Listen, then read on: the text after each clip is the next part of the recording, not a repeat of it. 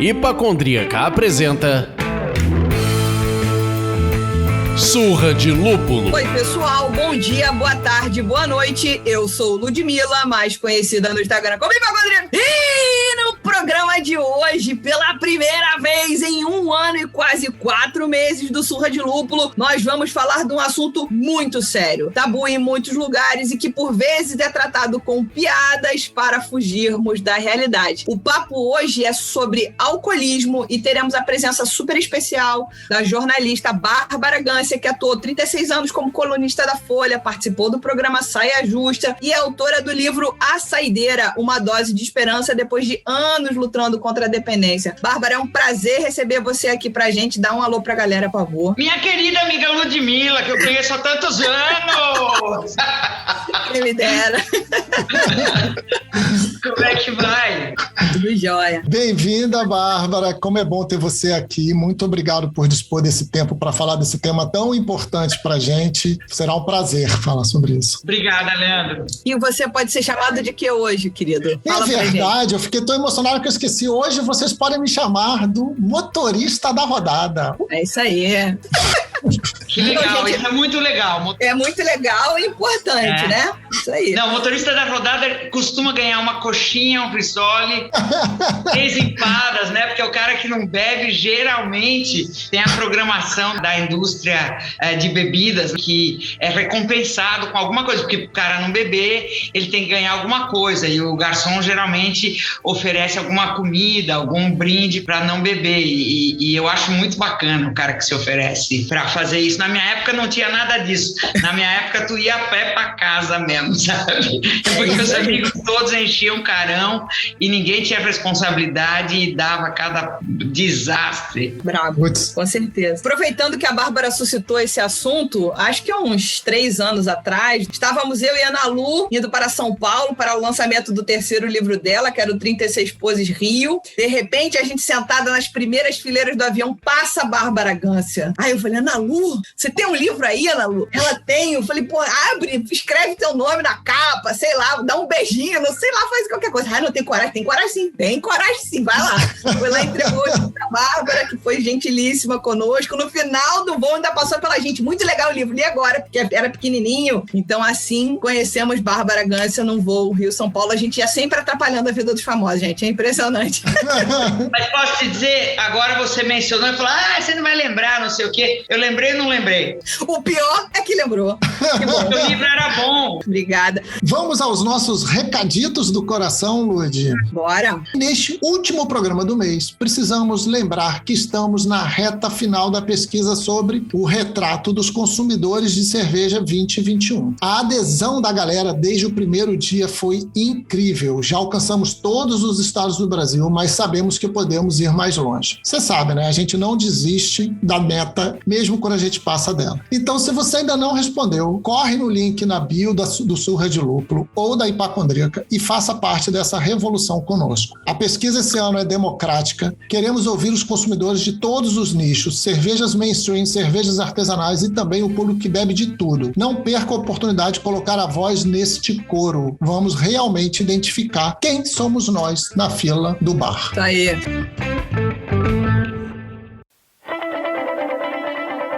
Bom, gente, agora sem mais delongas, né? Vamos aproveitar o tempo da nossa convidada aqui, mas eu acho que a gente vai começar de um jeitinho bem surra de lúpulo mesmo. A gente vai falar de alcoolismo, que é um tema pesado, é um tema duro, é um tema importante que a gente precisa encarar, mas acho que a primeira coisa e mais importante, a gente queria, Bárbara, que você se apresentasse pelas suas palavras para os nossos ouvintes, por favor. Meu nome é Bárbara e eu sou alcoólatra. É assim que começa a reunião do AA, do NA. Eu prefiro ir no NA, que é o Narcóticos Anônimos, que tem gente mais jovem, mais divertida, porque o AA geralmente são pessoas mais velhas que só têm uma dependência, que é o alcoolismo, e geralmente hoje em dia é difícil você encontrar quem só tem uma dependência, né? Porque se a pessoa bebe, ela geralmente também puxa fumo, ela geralmente também cheira, ela geralmente toma MDMA, né? É difícil você encontrar um alcoólatra puro assim, né? Nessa pandemia eu conheci mais gente só bêbada, porque são os caras que são operados de bariátrica. Por incrível que pareça, todo mundo começou a beber mais nessa pandemia, né? Sim. E eu dei algumas palestras nesse último ano e 4 meses e, incrivelmente, um percentual altíssimo de gente que nunca tinha tido problema com bebida, tudo careta e tal, sem esse problema de compulsividade para bebida, e que tinha compulsividade por comida, e na pandemia, como tinham sido operados de bariátrica, trocaram a compulsividade por comida por bebida. Então, muita gente nessas palestras dizendo que tinha se tornado alcoólatra durante a pandemia, que não sabia mais, tinha perdido o limite. Então, você pediu para me apresentar. O meu caso eu não tinha limite, não tenho limite para muita coisa ainda. Eu lido com isso todo santo dia em relação à comida, em relação a falar coisas um pouco extravagantes, em relação a não ter limite, o quanto eu falo muito. Eu tinha uma esposa que dizia que a minha lápide ia estar escrito assim: enfim, ela se calou, sabe? Ela ficou quieta. E então meus limites são, eu tenho que ficar observando o tempo todo, mas ao menos para bebida eu não bebo mais. E todo mundo sempre quer saber o que é alcoólatra, como é que eu sou alcoólatra, eu não sou, como é que funciona isso e tal. É muito difícil, né, você saber se você é ou se você não é. Como é que você sabe se você é alcoólatra? É difícil, é tênue, porque eu sou uma pessoa que eu soube sempre, porque eu dava cada piti, que era uma coisa horrorosa. Então eu, quando ficava de porre, eu aprontava muito, quer dizer, eu era aquela da festa, aquela pessoa da festa que todo mundo sabia que eu tinha bebido, todo mundo sabia. Eu batia o carro, eu brigava com o policial, eu era aquela que brigava com meus pais no dia seguinte, eu, sabe, dava piti. Eu, graças a Deus, nunca tive problema no trabalho. Eu sempre fui uma alcoólatra funcional, que é aquela que vai, trabalha, tem uma rotina. Eu bebia mais no fim de semana. O problema estava na quantidade e no tanto de problema que isso me trazia. E o alcoolismo é justamente isso, é a falta de limite. E se começa a te dar problema. Quando começa a te dar problema, quando você começa a não ter lembrança do que você fez na noite anterior, isso é o sinal de que você está realmente já queimando a carburação. E isso leva um tempão para você começar a chegar nesse parâmetro aí. Geralmente eles dizem, né? Eu não sou especialista em alcoolismo, eu sou especialista na minha história horrorosa, que eu, graças a Deus, há 14 anos eu já não bebo. Então eu esperei um tempão para escrever o meu livro, esperei meu pai e minha mãe morrerem para eles não terem mais um desgosto na vida. Eu esperei eu chegar a termo com a situação e esperei eu ter um tempo de sobriedade, porque eu parei de beber 2 anos, 3 anos, depois eu voltava, depois eu parava de beber de novo, depois eu voltava. Nos últimos 20 anos, antes de eu parar de vez, eu, digamos, bebi 10, porque eu parava e voltava, parava e voltava. Então, desses 20, eu bebi 10, que foi talvez o que me salvou, porque a primeira vez que eu conheci o AA, eu saquei, eles me falaram que eu era alcoólatra, eu tinha um problema com a bebida. E aí, depois disso, eu nunca mais bebi igual, porque daí, depois que eu tomei conhecimento que o meu problema era um problema que outras pessoas também tinham, que eu não tinha uma fraqueza de caráter, que eu não era uma malandra, que eu não era uma pessoa que estava tentando enganar todo mundo, ou que que eu tinha um defeito muito grave, e que outras pessoas compartilhavam dessa minha dor horrorosa, que eu sentia uma ressaca moral inacreditável. E quando eu me dei conta disso, eu passei a beber diferente. Eu não bebia mais com aquele desespero, sabe? Com aquela coisa ignorante de antes. Mas, ao mesmo tempo, beber, quando você toma conhecimento que você é alcoólatra, bebida não é um atenuante, né? Você beber e ser alcoólatra não é um agravante. Sim. Você, na lei, você cometer um crime e beber, tendo bebido, não é uma coisa que te inocenta. Mas eu parei de beber daquela maneira impunemente como eu bebia antes, e talvez isso tenha me salvo a vida, porque eu não tive nenhuma lesão no fígado, lesão no cérebro, cérebro... Bom, o cérebro eu já nasci com o cérebro meio lesado, né? Meio comprometidinho, assim. Mas eu não sofri essas lesões, talvez eu tenha um problema sério de memória, mas em todo caso, o que eu sei é que eu tenho essa história de dependência. Eu não sei que pessoa eu teria sido se eu não tivesse bebido. É uma coisa que é inseparável da minha pessoa. Não é porque eu estou há 14 anos sem beber que eu posso dizer que eu não sou mais aquela Bárbara que fez aquelas cagadas todas, porque aquilo faz parte da minha história e eu só sou a Bárbara que eu sou hoje porque eu fiz aquilo tudo. Então, se eu adquirir uma força e uma visão de mundo como a que eu tenho hoje, que é uma força mental e uma capacidade de não julgar as pessoas que estão nessa situação hoje em dia, ou que não julgar as pessoas de uma maneira mais ampla e de viver só hoje, que é o que os 12 Passos ensinam pra gente, que é uma filosofia de vida extraordinária, que mistura um pouco de tudo, mistura psicologia com um pouco de religiosidade, com um pouco de sabedoria de vivência humana e de sofrimento, porque eu sofri muito para chegar onde eu tô. Eu acho que toda pessoa que chega no fundo do poço do alcoolismo sofre muito, e você só chega à consciência de que você tem esse problema quando você começa a ter problema, porque ninguém chega numa internação de alcoolismo feliz. Você não chega lá porque você... eu tô achando que eu tô com um probleminha, então eu vou me internar, os meus familiares vão... Então eu vou ficar 21 dias internado. Não é bem assim, sabe? Você vai parar numa internação porque você tá ferrado, você perdeu o emprego, tua mulher quer separar de você, você bateu o automóvel, deu perda total, você se envolveu com a polícia, sabe? Você tá muito ferrado. O fundo do poço, né? Fundo do poço. Tanto é que uma das grandes diversões quando você tá numa internação, porque é um tédio horroroso, você não pode ver televisão, você não pode telefonar, você não pode nada, porque você tem que estar concentrado ali no teu tratamento. E que a coisa mais divertida na clínica, porque você não tem nada para fazer, é ficar esperando de tarde os novos pacientes que chegam. E você fica ali sentado, todo mundo fuma, né? Todo mundo fica ali sentado, aí chega o cara tomando o cascudo da mulher, todo arranhado. E a mulher falando, fica aí agora, você vai ficar aí. E o cara choramingando, e todo mundo fica rindo da cara dele, entendeu? Aí, esse é o divertimento das pessoas, é ver quem chega, os novos que chegam, porque todo dia chega um todo cagado, né? E você espera que ele se dê bem, né? Que ele aceite o problema que ele tem, que é o primeiro mandamento do AA, admitimos que somos impotentes perante o álcool. Quer dizer o seguinte, toda santa vez que eu entrei em contato com o álcool, ele ganhou de mim. E só o fato de você se render a essa verdade verdadeira é uma vitória enorme para quem bebe e quer parar.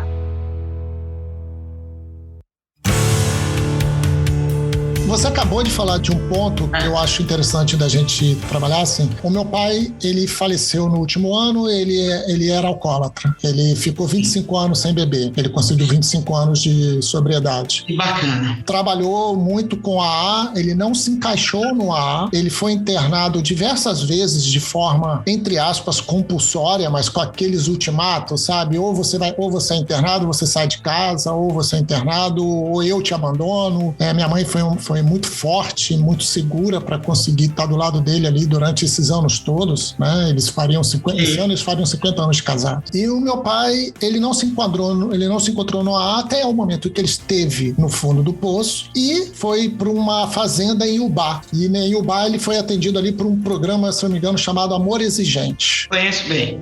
E ali ele se encontrou, ali ele conseguiu, e eu lembro exatamente desses primeiros, se eu não me engano, 3 meses meses são 9 meses de programa básico, né? O tratamento são 9 meses de programa básico, que fala que é o tempo do renascimento, em que 3 meses você fica completamente isolado, não fala com ninguém, não recebe carta, não manda carta. Na época era carta, tá, gente? Aqui estou entregando minha idade. Não recebe telefonemas, nada. Aí, nos próximos 3 meses depois, você passa a poder falar por telefone e nos últimos 3 meses tem permissão de visita. Este isolamento, ele é fundamental e hoje, com a experiência que você tem, você acha que este é o caminho saudável para este processo? Por exemplo, se tem um telefonema de fora, você vai ver Jornal Nacional, e daí sai lá, a empresa tal faliu, e daí você fala, bom, então vou me dar um tiro porque minhas ações, quer dizer que, sabe, qualquer coisa que vem de fora, para um alcoólatra, para um dependente, pode ser uma coisa monumental, porque o alcoólatra tem pouquíssima resistência à frustração. Qualquer frustração que ele tenha, ele vai pro bar. Ele tem qualquer desculpa, né? Assim, o Corinthians ganhou, ele quer beber. O Corinthians perdeu, ele quer beber. O Corinthians empatou, ele quer beber. E eu, por exemplo, tinha tudo isso e eu sou santista. Então, você imagina que qualquer desculpa está valendo, né? Cada método, cada pessoa tem o seu método, cada pessoa escolhe o seu. No meu livro, eu falo como é que começou o AA e conto da passagem que o Bill e o Bob, que são os 2 caras que fundaram a AA, um era médico, outro era investidor, e eles se encontraram e começaram a conversar e perceberam que os 2 conversando e não estando no bar ajudava eles naquele dia a não beber. Então, só por hoje eu não vou beber. Isso situa o cidadão no dia de hoje, que é o máximo que um alcoólatra pode ambicionar, porque o alcoolismo te faz ter muito pouca perspectiva de futuro ou de passado, porque se você olha para ontem, você fez alguma bobagem e isso te faz dizer amanhã não vou conseguir fazer nada porque eu só faço besteira e tal. Entendi. Então o Bill e o Bob começaram a se concentrar no hoje. Eu não bebo hoje, aí eu não bebo hoje, de novo, e meu passado começa a ficar melhor e tal.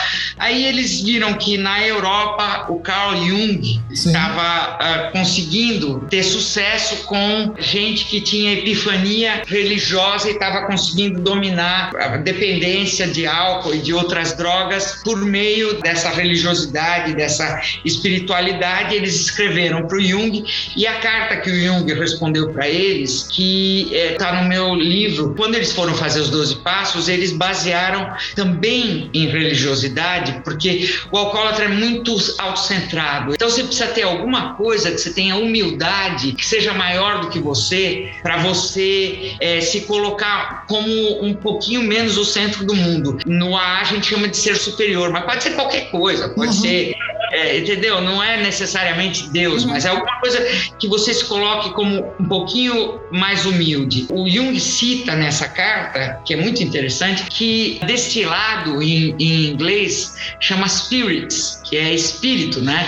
Que é uma coisa que você, quando você bebe, você tem essa excitação que hoje em dia a gente sabe, naquela época não se sabia, mas hoje em dia a gente sabe que é uma euforia que é a mesma que você produz com adrenalina, serotonina, dopamina, que são os opiáceos lá, os hormônios da felicidade, né?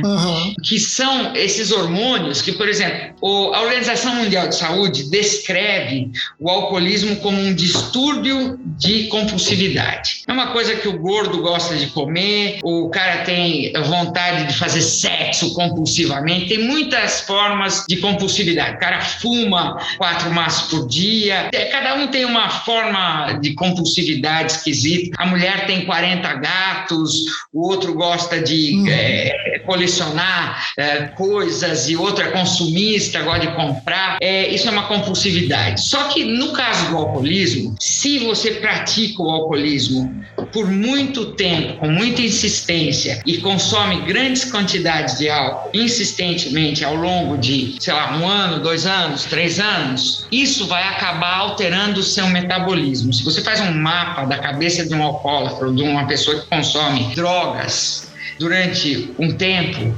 essa pessoa, você vai ver que fica marcado no cérebro dessa pessoa, que o corpo humano, ele trabalha de modo econômico. Qualquer ser vivo, ele, no mundo natural, ele queria se preservar, porque a caça, porque... Então, ele não consumia energia, não consumia... Então, o ser humano trabalha de modo econômico. Então, ele não produz dopamina, oxitocina, serotonina, essas coisas todas, se ele não tem. Então, quando o corpo percebe que você está bebendo durante muito tempo, quando bate o álcool, entra, ele fala, opa, tá vindo de fora a euforia, eu não vou produzir a dopamina e todas essas coisas que são aquelas que te fazem ter prazer na vida, tá? Sim. Então, se você repete muito esse comportamento, o teu corpo para de produzir esses hormônios. Aí, digamos que você é alguém que bebeu 3, 4, 10, 15 anos, bastante. Uma hora você resolve parar porque está te dando problemas, está te dando muitos problemas. Você para, você não volta a produzir serotonina, dopamina, oxitocina logo de cara. Eu uma vez parei de beber, eu levei um ano e meio para voltar a produzir esses hormônios. E um ano e meio sem conseguir curtir uma música, sem conseguir ficar excitada sexualmente, sem conseguir curtir uma paisagem, dar risada para uma piada ou qualquer coisa assim, é muito angustiante. Muito. Por isso que é muito difícil parar de beber. Por isso que você não pode voltar a tomar o primeiro gole. Porque quando você volta o primeiro gole, o segundo gole, o teu corpo fala, opa, a euforia está vindo de fora. Então vamos parar de produzir. E isso é indelével. Isso que você está falando é tão importante e a gente não percebe isso dessa maneira. E é óbvio como cada organismo vai reagir de uma forma, a quantidade de álcool, a quantidade de comida, a quantidade de cigarro e blá, blá, blá. E é muito importante você falar isso, dar um contorno pro vício, que é isso. Opa, tô recebendo isso de fora, não preciso produzir aqui internamente. Quando você para de beber, você vive uma vida muito louca. Fazendo um comparativo absurdo, absolutamente absurdo com a Covid de hoje, quando a gente fala da perda do olfato e do paladar, que são coisas tão importantes para você comer, para você identificar os aromas e sabores e tal, e a gente que tá falando de cerveja especial tem a ver com a sommelieria, e você sente o aroma, você sente o sabor da cerveja, aí você não sente isso, e aí você fica perdido, tudo bem, isso mas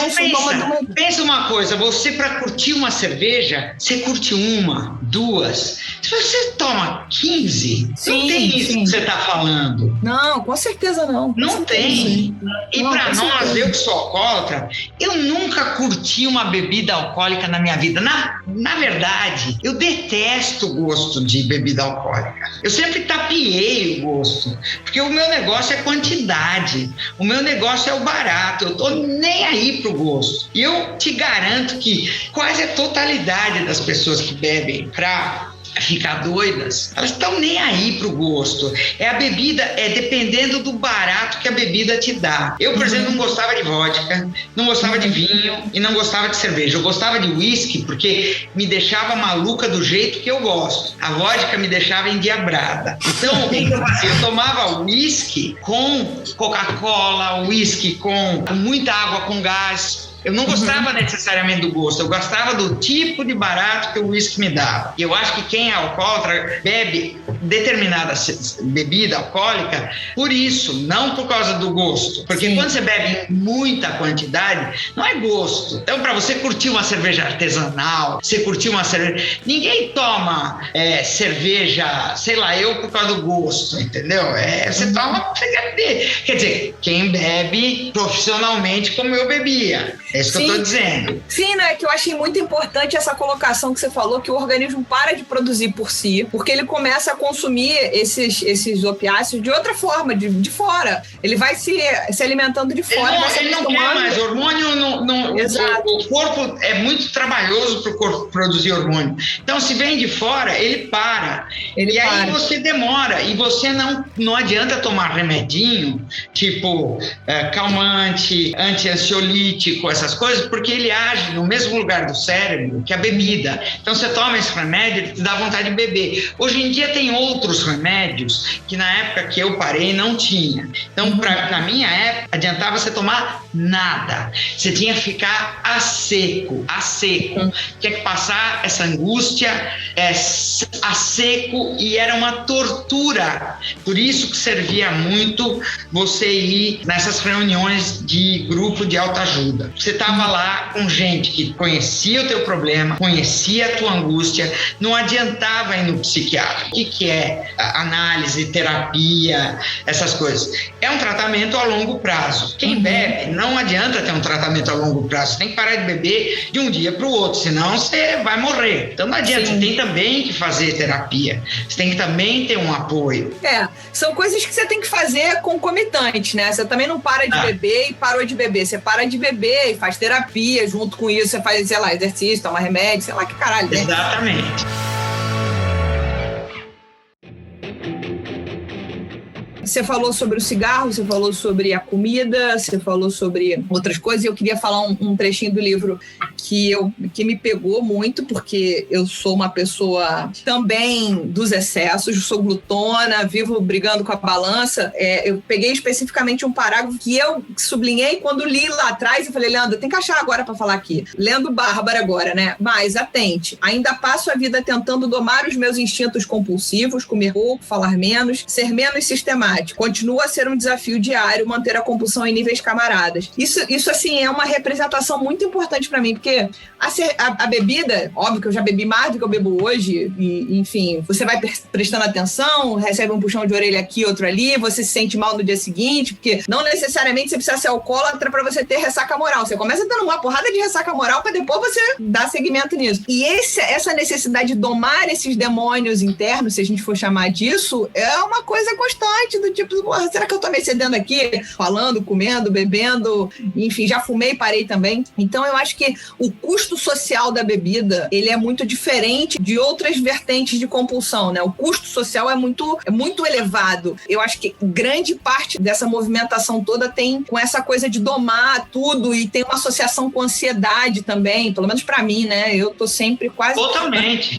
Mexendo o tempo inteiro, aí pega o celular e olha o celular e vai, levanta, senta, essa forma de ansiedade que você está descrevendo, hoje em dia se sabe que é um fundinho de depressão, que você não deve produzir tanta dopamina quanto outras pessoas. Então, hoje em dia se sabe que é ligado uma coisa, a tal da produção desses hormônios da felicidade são ligados. Então, as pessoas que talvez têm mais propensão para a dependência são pessoas que produzem menos desses hormônios. E uma das coisas que já foi amplamente estudado e comprovado é que as pessoas que começam a beber mais cedo, antes dos 18 anos, sim, elas têm muito mais chance de acabar tendo um problema sério de dependência. Então, uma das coisas que a própria indústria já tenta evitar, tenta anunciar, tenta chamar atenção, é sobre esse problema de você não beber antes de você ter toda a tua formação sináptica e toda a tua maturidade desenvolvida para poder decidir se você vai beber ou não, quanto que você vai beber e essa coisa toda. E outra coisa, Ludmila, é que você tem uma idade que você já pegou a informação. Quando eu tive esse problema, eu peguei ainda, tá bom que o AA já existe desde os anos 20, 30.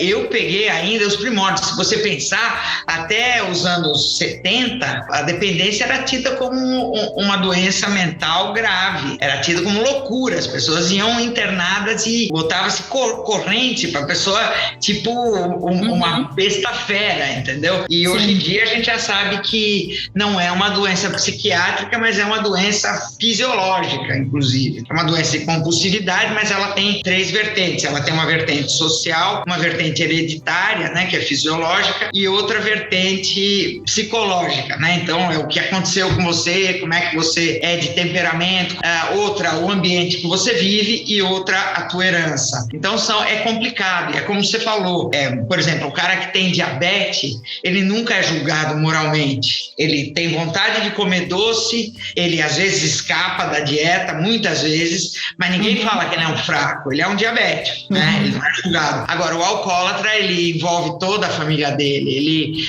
muitas vezes aparece bêbado na frente do filho, isso causa tremendos problemas.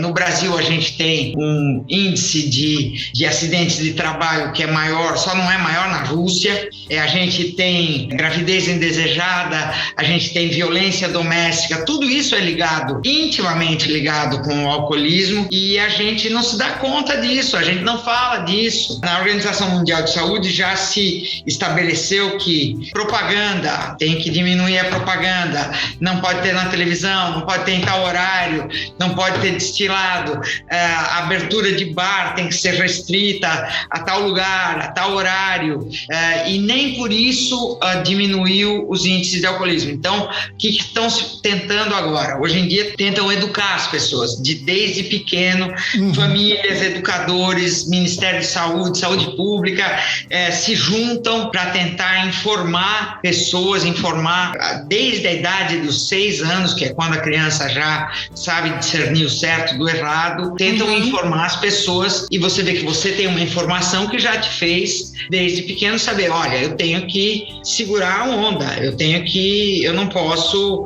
você vê que você decidiu, vou beber menos.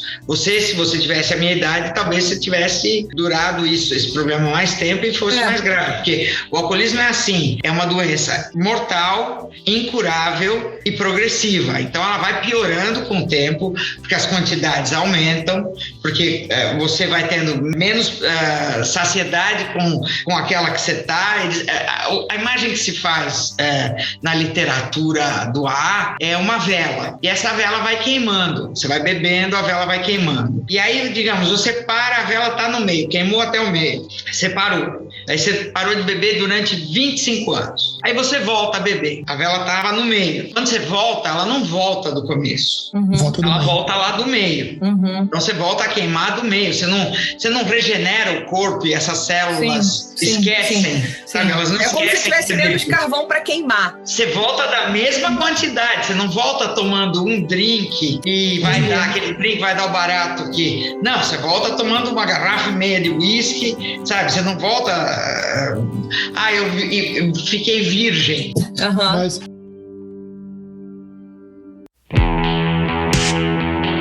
Mas, Bárbara, você comentou sobre o papel social, né? E qual é a visão que a sociedade tem de quem sofre com alcoolismo. Você acha que isso vem mudando? Que, assim, você falou até dos anos 70, se amarravam pessoas, se isolavam pessoas. Tem aquele filme que é O Bicho de Sete Cabeças, inclusive, que, se eu não me engano, é baseado em fatos. Você acha que a gente vem evoluindo com esse processo de educação, ou a gente ainda tem muito para camelar nessa estrada? Olha, Leandro, é uma ótima pergunta. O Brasil é um país muito hipócrita, né? Sim. E a gente, você vê em relação à homossexualidade, eu acho que é equivalente. Você vê os americanos em relação ao alcoolismo, o sujeito é alcoólatra, ele logo faz lá uma fundação, anuncia para todo mundo, serve de exemplo, ele fala, bom, olha aqui, eu sou um cara de sucesso e tenho esse problema, você pode também se curar, olha o Robert Downey Jr., um monte de gente, né, você conhece muita gente aqui no Brasil que declarou que tem problema. Eu conheço o Casagrande, a Rita Lee, o Fábio Assunção. Que são pessoas... Eu sou a única que declarei publicamente, porque o resto foi saído do armário à força, né? Cara, e você falou agora do Casagrande, e assim, porra, eu acho que é uma sacanagem o que fazem com o Casagrande, assim. Com o Fábio Assunção idem, né? Do tipo, nunca mais... Se você foi preso por alguma coisa e cumpriu a sua pena na totalidade, você está livre daquele delito. Você nunca mais está livre disso. No As Brasil... pessoas param de falar. Cara, virou uma coisa irreparável quando você tá tentando viver de novo, bem, sei lá, que cacete. Olha... Não. Eu dei minha cara para bater. Se você visse os comentários de gente que não concorda com as coisas que eu falo, se você visse os comentários dessas pessoas no Twitter, a meu respeito, é um negócio inacreditável. No Brasil não tem isso, porque a gente não tem essa informação. Não existe campanha publicitária, não existe conscientização, o poder público não se interessa. A Ambev e o Pão de Açúcar tentaram fazer uma campanha para as pessoas terem que declarar a idade na hora de comprar bebida alcoólica no caixa do supermercado. Eles treinaram 16 mil caixas de supermercado para pedirem a carteira de identidade e passar. As pessoas ficaram ofendidíssimas, ninguém quis colaborar, ninguém. Não tem uma pessoa pública que fale a respeito de alcoolismo com medo de ser associado a isso, e é uma coisa que é vista pejorativamente. O AA no Brasil é tido como uma entidade do mal, um lugar onde só tem gente maluca, gente infeliz, um baixo astral, sendo que reunião do AA é onde as pessoas estão ali vencedoras, porque quem está ali dentro é porque quer parar. É muito melhor estar dentro do AA do que estar dentro do boteco às 4 horas da manhã, 3 horas da manhã. Eu tenho por opinião que o nome AA, o nome Alcoólatras Anônimos, ou do NA, ele fala mais sobre a sociedade do que sobre quem está ali dentro. Muito bem colocado. Porque, tanto como você falou, a reunião começa com você dizendo o seu nome e reconhecendo a sua doença. Então, mas isso é mais para você mesmo se ouvir. Litúrgico, né? E lembrar da sua condição, porque quando você esquece, quando você acha que a vida tá muito boa, por isso que você volta pro resto da vida para lá. Porque quando você acha que a vida tá muito boa e que o problema já foi superado, a tua chance de cair de novo na armadilha é muito, muito grande. Então você tem que constantemente se relembrar que vai ficando para trás, né? Eu não bebo há 14 anos, faz 14 anos que eu tive a última ressaca moral. Então a chance, e quando você está muito bem sucedido e muito bem, você fala, você minimiza o problema e fala, por que eu não posso tomar um champanhe, né? Por que eu não? É um só e tal. E isso é muito perigoso. Então é por isso que você volta lá e fala, meu nome é Bárbara e eu sou alcoólatra, porque a gente não se cura do alcoolismo. Sim. Eu sou eternamente uma alcoólatra em recuperação. Mesmo porque a Ludmila acabou de dizer, eu não saí fora da compulsão. A minha compulsão hoje em dia é comida, é falar demais, é isso, é aquilo. Então, sempre eu estou incorrendo em alguma faceta da minha personalidade que me leva de novo para aquele mesmo lugar, porque a gente não se cura dos defeitos da gente, a gente não se cura de certas características. Isso em qualquer aspecto da vida. A gente está sempre indo para aquele lugar e se pondo naquela situação que nos foi desfavorável de alguma forma, né? Com certeza. Deixa eu aproveitar esse gancho, que foi quando você tá bem sucedido, quando você tá bem, você fala, por que eu não posso tomar uma taça de champanhe? Aí vem a pergunta, como é que ficou a sua vida social ao parar de beber? Como é que isso funciona? Porque eu acho que as pessoas têm que entender que é possível, né? Como é que é essa convivência com, tipo, você tá numa festa, as pessoas estão bebendo, você tá, sei lá, num evento, num hotel, num jantar? Então, eu escrevi o livro justamente por isso, né? Que é uma dose de esperança depois de tantos anos e tal. O livro é para dizer para as pessoas o seguinte, é possível parar de beber e achar graça na vida, porque eu durante muitos anos eu não parava, porque eu falava, que chatice que vai ser parar, e assim, quando você tem 20 anos de idade, você chegar e falar, eu vou numa festa e não vou tomar uma droga, eu vou numa festa e não vou beber, vai estar todo mundo bebendo, você ainda faltam muitos brindes para você se sacar que a coisa não é por aí, entendeu? Eu, por exemplo, eu faço uma distinção entre abstinência e sobriedade, né? A abstinência é quando eu ia numa festa e falava, tá todo mundo bebendo, menos eu. Todo mundo se divertindo, menos eu.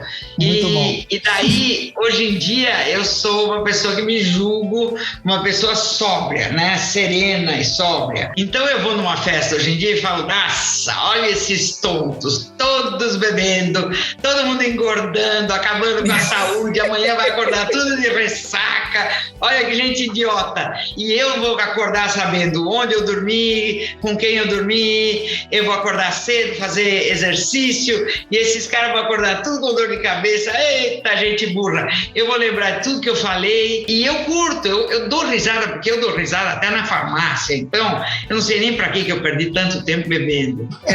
E eu voltei a produzir serotonina, então eu não preciso da bebida. Não sou mais escrava dessa merda, entendeu? É isso. Eu acho que esse é um recadaço, assim, pra mim foi uma bigorna. Esse programa, de vez em quando, joga umas bigornas na cabeça da gente, e aí a gente fica falando de alcoolismo pura e simplesmente. Você tava falando do que vem nessa camada que a gente não vê. Você deixou de produzir hormônios e você segue ali indo voltar pra buscar, como qualquer adição, como qualquer compulsão. E aí você volta ali pra buscar um negócio que você podia produzir, se você conseguisse refrear. Agora, Ludmila, pensa uma coisa. A gente aqui tá falando de lúpulo, de cerveja. Hoje em dia existem coisas muito mais graves. Por exemplo, videogame. Por exemplo, telefone celular. Essas são as adições desse nosso tempo. Essas são as coisas muito mais graves.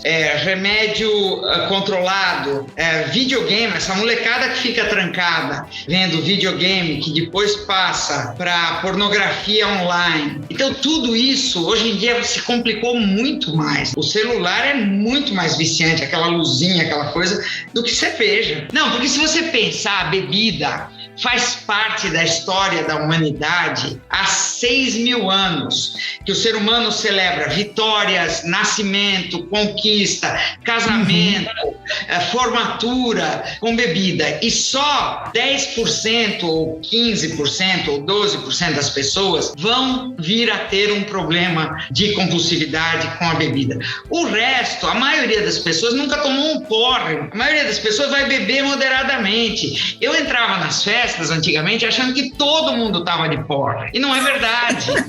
Entendeu? A gente tem essa alucinação de achar que tá todo mundo de porre. Não tá. Como a maioria das pessoas não come compulsivamente, a maioria das pessoas não tem esse problema, entendeu? É mais ou menos por aí. E se a molecada ficar jogando videogame, todo mundo vai ter esse problema. É muito diferente. Eu acho que você trouxe um ponto que eu acho também interessantíssimo. Enquanto a gente estava preparando aqui o ambiente para gravação e tal, eu e a Lud, a gente estava conversando, eu cheguei a falar um pouco sobre isso. Eu já tinha ouvido falar que não é sobre o objeto, é sobre a relação que aquela pessoa constrói com o objeto. Então, não é sobre o álcool, não é sobre a cocaína e não é sobre o esporte, né? Se você cria uma relação de compulsão com aquele objeto, ele vai ficar acima de você e ele vai te fazer mal, ele vai te, como você colocou no começo do nosso programa, né? Ele vai começar a atrapalhar a sua vida, vai começar a te fazer mal, vai começar... Eu sempre cito os Rolling Stones, olha o Mick Jagger e olha o Ron Wood e o Keith Richards. Mick Jagger administrou, cheirou pó, fez tudo que quis e tá aí, nunca teve nenhum grande problema com isso. Controlou, levou isso, usou socialmente e nunca teve nenhum problema. Já o Ron Wood tem problema até hoje, sério. Sim. E o Keith Richards teve durante muitíssimos anos. O Brian Jones morreu. E o Mick Jagger, que eu saiba, nunca nem chegou perto de ter um problema. E consumiu drogas igual aos outros.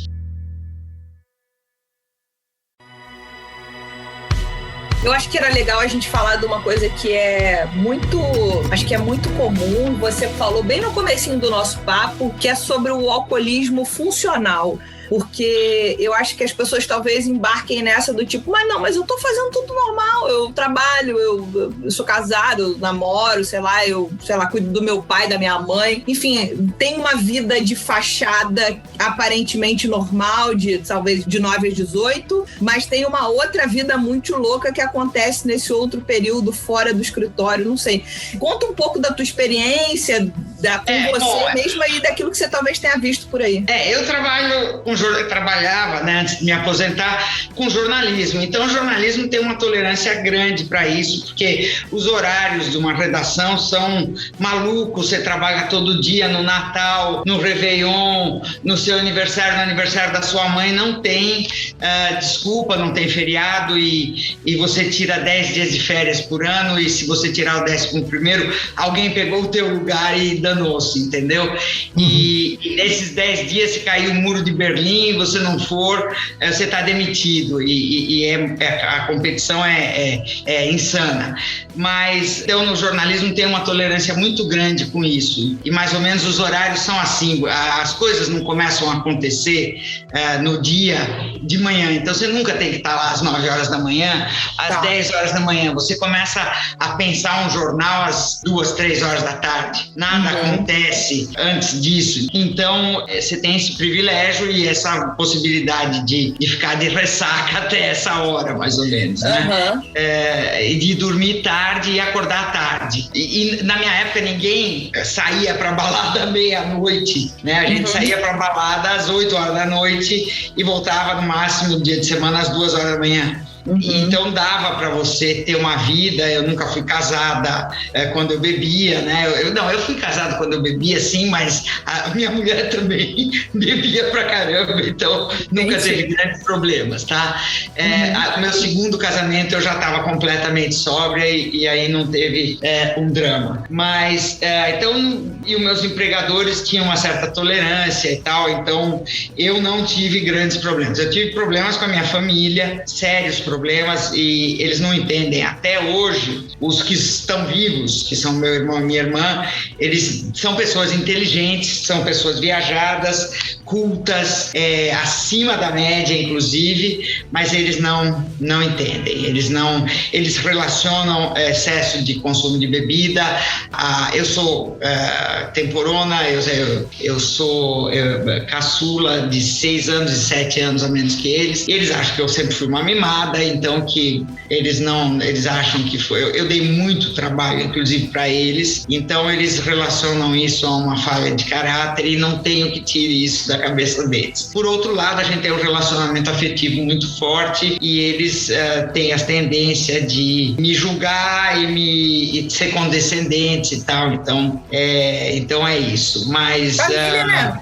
Família. Então não sei. Nossa, essa coisa conflitante, que tá tudo bem e tá tudo uma merda ao mesmo tempo. Exatamente. Então, de uma forma ou de outra, eu sempre convivi dessa maneira e eu nunca perdi um prazo, eu nunca deixei de entregar uma matéria na minha vida ou perdi um fechamento por conta de bebida. Eu tinha pânico disso, eu sonho com isso até hoje.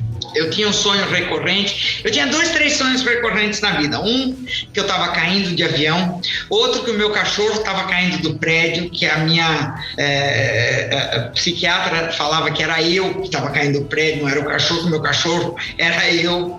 E o outro é que o jornal estava fechando e eu não tinha entregue a minha coluna. Isso eu ficava desesperada, eu tive esse sonho durante anos e anos e anos e anos, mas só que eu nunca na vida real deixei de entregar uma coluna. Então, eu no fundo sou uma pessoa séria, por incrível que pareça, entendeu? E eu, na verdade, sou uma porra louca, porque eu não sou uma conformista. Eu não sou uma pessoa... Eu sou uma pessoa bastante livre, digamos assim. Sempre fiz o que eu bem entendi, mas no fundo eu tenho uma seriedade e não me levo a sério. Então, essa conjunção me deu uma certa possibilidade de fazer o que eu bem entendesse. Agora, as pessoas têm que lembrar, e nisso eu tive alguma consciência, olha eu aqui me vangloriando, mas eu tive uma certa consciência de saber o seguinte, que o alcoolismo é uma doença progressiva. Então, se você está conseguindo ser funcional, ou seja, se você está conseguindo levar a sua vida, ter o seu emprego e fingir que está tudo bem, porque você finge, né? Eu lembro que eu tentava entrar no prédio e falar, como é que eu vou comprar bebida e meu porteiro não perceber, minha empregada também não, o cara da padaria padaria, vou chegar lá e falar, olha, eu quero leite, pão, não sei o quê, e mais 1 litro de whisky e mais um pacote de cigarro, sabe? Então, como é que eu vou fazer tudo isso e tal e coisa? Tudo isso é muito angustiante, você viver isso sozinha, é muito solitário e tal, mas a gente tem que lembrar que é progressivo. Então, você não consegue, durante muito tempo, manter isso, porque você vai aumentar a dose, você vai passar a beber mais uma hora. Teu problema vai piorando. Ao longo dos anos, você vai ter um problema de saúde, você vai ficar mais agressivo, mais intolerante, as pessoas vão perceber, não vai durar, sabe? Não vai ficar do jeito que tá. Se você tem um emprego e você vai mantendo, uma hora vai dar para perceber, uma hora você vai perder o seu emprego, uma hora você vai dar uma merda grande. Então, você é funcional durante um certo período. Não tem, a não ser que você seja um artista plástico, uma pessoa muito bem sucedida, se você seja o Tim Maia ou qualquer coisa assim, você não vai segurar a onda, entendeu? Não vai. Outra coisa, se você tem um problema de dependência, é assim, 95% de chance que o seu casamento não vai durar. Eu aposto com você um picolé de limão, aposto com você o que você quiser, que o seu casamento não vai durar.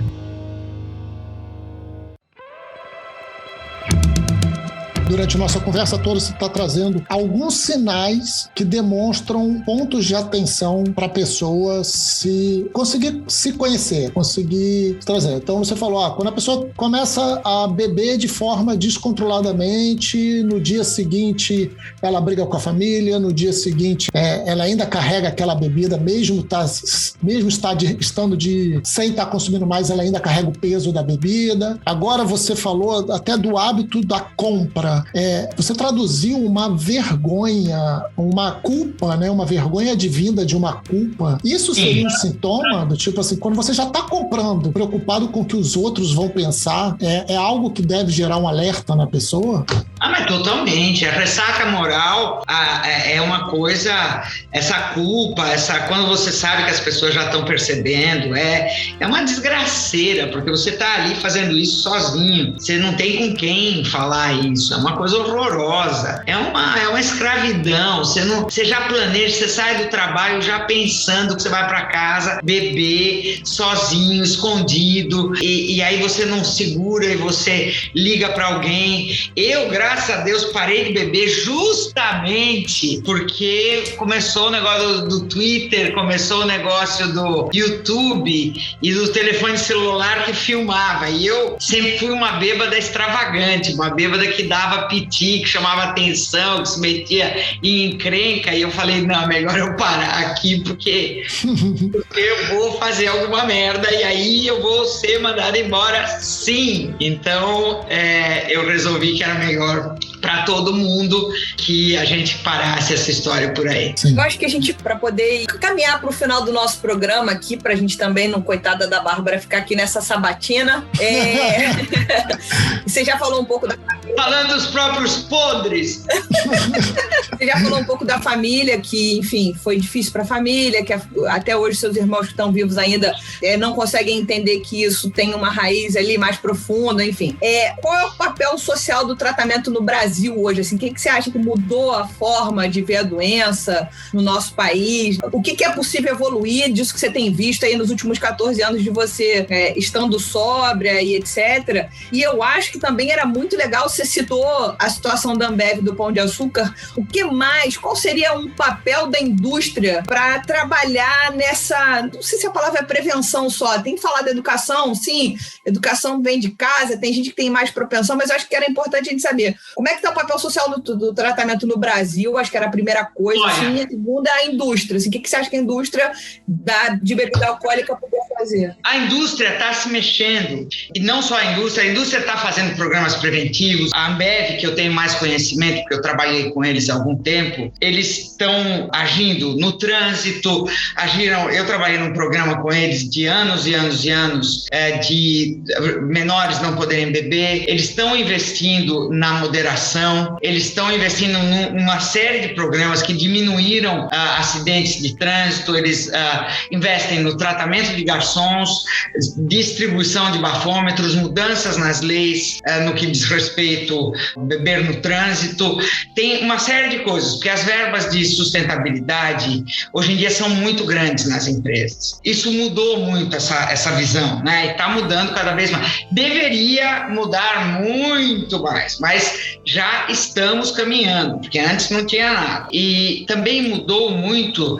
no aspecto clínico, no aspecto de reabilitação, que antes não tinha, tinha 2, 3 clínicas de reabilitação, os médicos eram completamente ignorantes. Eu lembro de médico de transplante de fígado que não tinha a menor noção do que era alcoolismo. Como é que pode? O cara é médico de transplante de fígado e fala para o sujeito que ele pode beber 1, 2 taças de vinho por dia. Não pode, pô. O cara que é alcoólatra, ele não pode beber porque ele vai beber muito mais do que 1, 2 taças de vinho por dia. Se ele beber uma, ele tá ferrado. Então, sabe, precisa ter conhecimento. Eu lembro de psiquiatras que falam de tratamento de alcoolismo que não conhecem nada de alcoolismo. E hoje em dia já estão começando a conhecer. Precisa que a gente tire esse estigma do AA como se fosse um antro de malucos que pregam, que, sabe, como se fosse um lugar. Mas tem já, por exemplo, a CAPES tem ambulatórios que você trata gente com problema mental, gente com dependência de forma ambulatorial, já é um negócio fabuloso, entendeu? Que você não interna e trata como um maluco. Tem muita coisa acontecendo que melhorou muito a visão que a gente tem do alcoolismo. Inclusive, uma das pessoas, por incrível que pareça, que mais avançou a legislação e a implantação de programas de alcoolismo no país foi o bebum do Lula.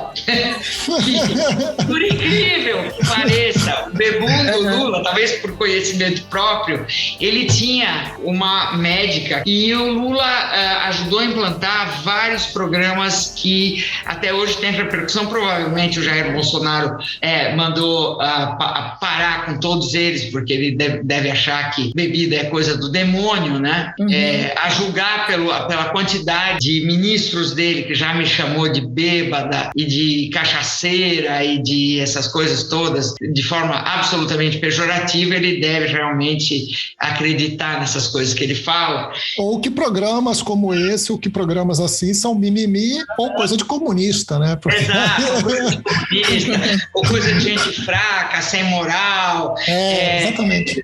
Que não tem Deus no coração e esse tipo de coisa. Mas, em todo caso, a gente está avançando. Eu gosto de ser otimista e eu gosto de pensar que o Brasil deu saltos nesses últimos 15 anos que ele não tinha dado nos últimos 60. Então, a gente tem que pensar e tem que pressionar, como sociedade a gente tem que pressionar. Eu vejo a repercussão que quando eu vou dar palestra e tal, o tanto de gente que vem, que é aberto a saber mais, que quer, que não tem acanhamento de conversar comigo sobre esse problema, que fala que tem o problema. Pelo programa que eu fiz com a Ambev, eu fui em muita comunidade pobre, né, tipo os morros do Rio de Janeiro, quase todos e tal, e lá você vê a molecada toda a criançada, que sabe, ali tem envolvimento com o tráfico e tal, todo mundo ali conhece o AA, porque assistente social manda direto a Petrobras, a Sabesp,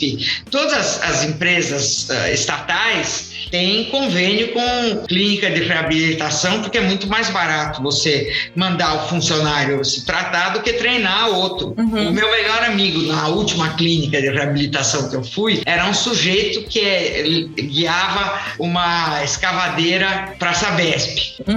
Ele era dependente de crack e ele teve um problema de dever dinheiro lá numa coisa de crack e ele fugiu com a escavadeira, ele pôs a cama dele na pá da escavadeira, pôs todas as roupas dele ali e fugiu no meio da noite com a escavadeira, foi embora porque ele estava devendo dinheiro. Então, esse virou meu melhor amigo na clínica. Puta figura o cara. Gente, eu queria agradecer demais a Bárbara de ter tido essa paciência com a gente, porque eu acho que ela virou uma meta de vida dela falar um pouco sobre isso, educar um pouco as pessoas também, e ela veio aqui discutir com a gente. E num programa que quer falar sobre cerveja, que quer falar de cerveja artesanal, quer falar de gosto, de aroma, de sabor, a gente precisa também falar do alcoolismo que tá aí camuflado em um monte de tabu, de gente que não fala sobre isso, que exagera sempre, etc. Então, Bárbara, muito obrigada por ter participado conosco. Esperamos contar com você aqui para falar de outros temas aqui, quem sabe mais no futuro. Então, muito obrigada. Olha, foi um imenso prazer. Eu não sabia que eu ia encontrar com a minha querida amiga Ludmila. Você mande um beijo para Ana Lu, mande um enorme beijo para Ana Lu. Diz a ela que eu continuo admirando ela muito. Leandro, foi um prazer. Eu vejo que você tem uma grande admiração pelo seu pai. Gigantesca. E isso é muito lindo de se ver, né? Você veja que o seu pai teve um problema sério e nem por isso você deixou de ter ele em tão alto conceito, né? Isso é uma coisa muito comum no alcoolismo, você conseguir separar. Eu lembro que eu entrei numa reunião de Al-Anon, que são os parentes dos dependentes, e a minha mãe estava lá e ela falava assim, meu filho é maravilhoso, ele é muito especial quando ele não bebe, mas depois ele vira um monstro. Existem, né, essas duas facetas, e você é muito bonito de ver essa lembrança e essa referência que você faz do seu pai. Eu espero que meus pais, que também estão lá em cima, consigam ter me perdoado e ter essa referência de mim também. Com certeza, Bárbara. Muito obrigado por vir, obrigado por se abrir, obrigado por trocar com a gente. Eu realmente acho esse um tema de vital importância para o nosso trabalho, de vital importância para a nossa sociedade. Acho que enquanto a gente trabalhar com tabus, a gente não consegue evoluir. Então, faz parte desconstruir tabu, faz parte desse processo de se identificar, de evoluir, de trabalhar. Muito obrigado por contribuir de forma gigante com isso, Bárbara. Obrigada, super obrigada. Até a próxima. Um beijo grande. Obrigada. Beijo.